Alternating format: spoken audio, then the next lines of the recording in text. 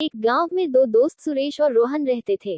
रोहन बहुत धार्मिक था और भगवान में बहुत विश्वास रखता था, जबकि सुरेश काफी मेहनती था। एक बार दोनों ने मिलकर 1 बीघा जमीन खरीदी, जिससे वह बहुत सारी फसलें उगाना चाहते थे और अपना घर बनाना चाहते थे।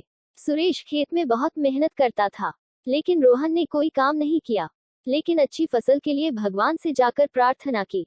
ऐसे ही समय बीत गया।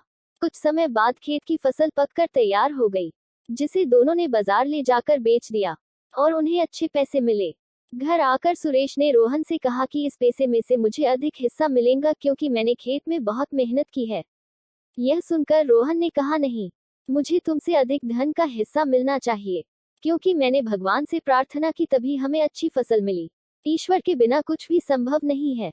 जब दोनों आपस में यह बात नहीं सुलझा पाए तो दोनों पैसे बांटने के लिए गांव के मुखिया के पास गए। उन दोनों की बात सुनकर मुखिया ने उनमें से प्रत्येक को चावल की एक बोरी दी, जिसमें कंकड़ मिलाए गए थे।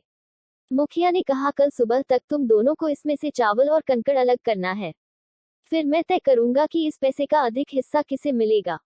दोनों चावल की बोरी लेकर अपने घर चले गए। सुरेश रात भर जागकर चावल और कंकड़ अलग करता रहा, लेकिन रोहन चावल की बोरी लेकर मंदिर गया और भगवान से चावल से कंकड़ अलग करने की प्रार्थना की। अगली सुबह सुरेश उतने चावल और कंकड़ अलग अलग करके ले गया और मुखिया के पास गया। मुखिया यह देखकर प्रसन्न हुए। रोहन वही बोरा लेकर मुखिया के पास गया। मुखिया ने रोहन से कहा कि दिखाओ रोहन, तुमने कितने चावल साफ किए हैं। रोहन ने कहा, मुझे भगवान पर भरोसा है कि सारे चावल साफ हो गए होंगे। बोरी खोली तो चावल और कंकड़ एक ही थे। मुखिया ने रोहन से कहा कि भगवान भी तभी मदद करते हैं जब तुम मेहनत करते हो।